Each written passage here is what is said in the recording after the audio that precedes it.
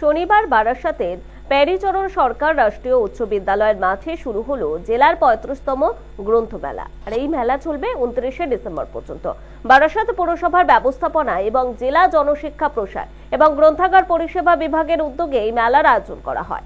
এই গ্রন্থ মেলার উদ্বোধনের পাশাপাশি জেলা জনশিক্ষা প্রসার বিভাগের একটি স্টলেরও উদ্বোধন করেন রাজ্যের গ্রন্থাগার মন্ত্রী সিদ্দিকুল্লাহ চৌধুরী। পাশাপাশি গ্রন্থ মেলার মঞ্চের জন্য জেলা জনশিক্ষা প্রসার বিভাগের স্টলের থেকেও মন্ত্রীকে সম্বর্ধিত করা হয়।